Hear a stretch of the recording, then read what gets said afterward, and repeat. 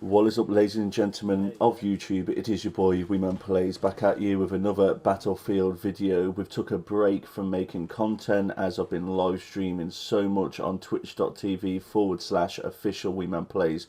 So before you do anything else today, smash the like button, subscribe to the channel, and then check out the link in the description as I'm live every single day playing a million and one different games. It's always fun.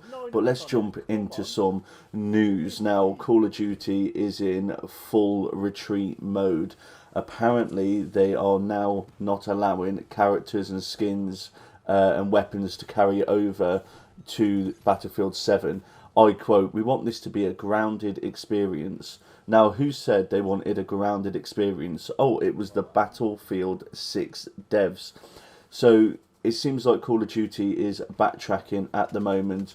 They have released the dates of the beta, which I'm super excited about. Stick till the end of the video and find out that information. I probably will be streaming it, unfortunately, because obviously I am a content creator and I want to know if it is going to be really good or if it's going to be really shit. Now, it does look pretty abysmal in my opinion, but it just seems that Call of Duty devs are now backtracking on what they were saying, and I feel like Battlefield 6 is giving them a good run for their money. Now, people are going, oh my god, Battlefield 7 is going to change now, it's going to be even better. No, they're going to make slight changes because that game got, or it's already been made, you know, they can't just all of a sudden change it. And it's the same with next year's Call of Duty. That game's probably is almost at completion, so therefore they can't really change it. So next year, I guarantee, come back to this video, save it, next year they're going to do what they did with Infinite Warfare and put another game with it.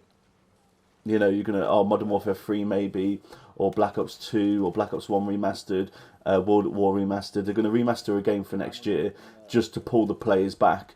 And then in the third year, everyone's going to be like, yeah, we love Call of Duty again, oh, Call of Duty, Call of Duty. They might have one good title in like within year 3, and then it's going to go back to microtransactions and just being gooch lickers all the time. Now, people go, Rob, you're hating on Call of Duty. I'm not. I do love Call of Duty. It's one of my favourite franchises of all time. In fact, I brought a PlayStation 3 to play old school Call of Duties. I love Call of Duty with a passion. In fact, I was playing World at War the other day and I'm going, mate, like, the music, the sounds, the way that it feels is just so good. And it's not, oh, it's because you're older, you're reminiscing. No, it genuinely is good. Same with Black Ops 1, Black Ops 2. Black Ops 1 especially, like, you know, you're hearing the noises and the music. Black Ops 2, you had the music, and it was just really good. If I played you a song from previous Call of Duties, you'd be like, yeah man, I know exactly which Call of Duty song that was.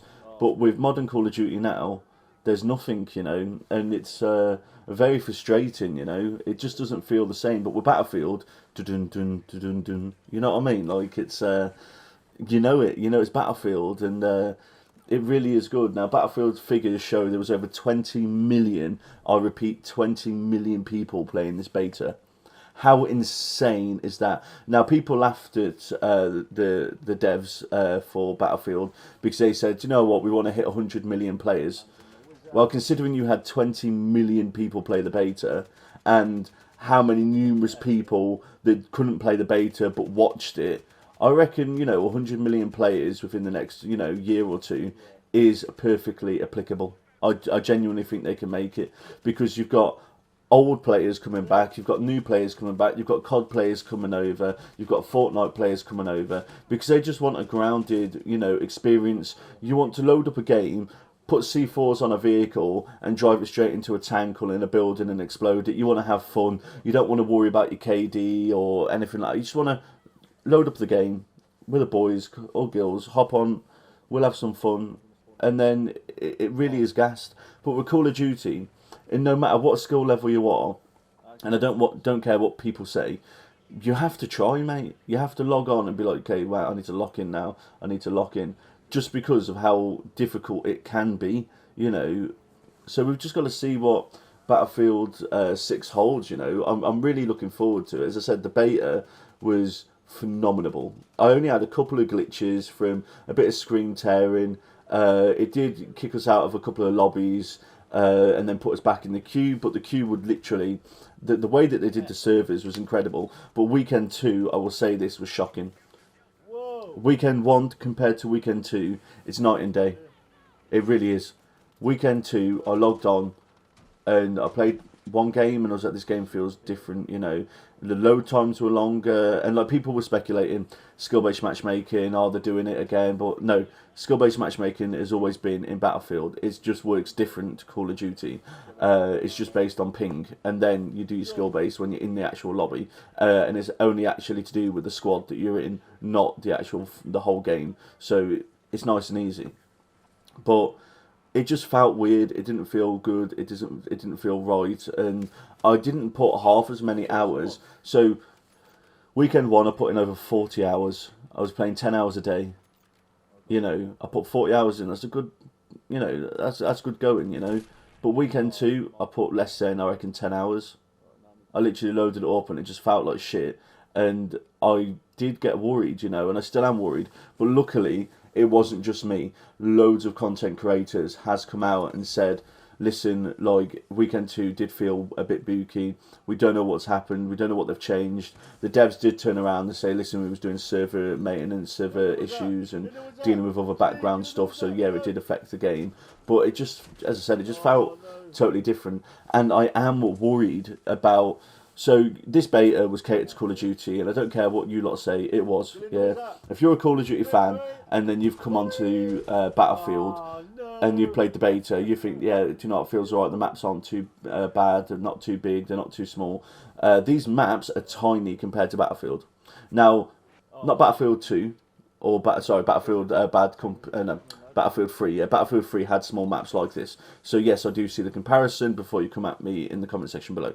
I do know that Battlefield 3 had these sort of maps. But when you talk about Battlefield 4, Battlefield 1, Battlefield 5, big open world, yes, different eras, but still, you know, that's what Battlefield's known for, big maps. So I am a little bit worried that the game's going to release and it's going to go one or two ways. We're going to have small maps like this, or we're going to go back to how Battlefield was and have those big giant maps and have helicopters and vehicles and tanks and, you know, just have so much fun and destruction. I hope they bring back more water play as well. You know, I would love to be on some boats and ships, and it'd be really good, like, you know.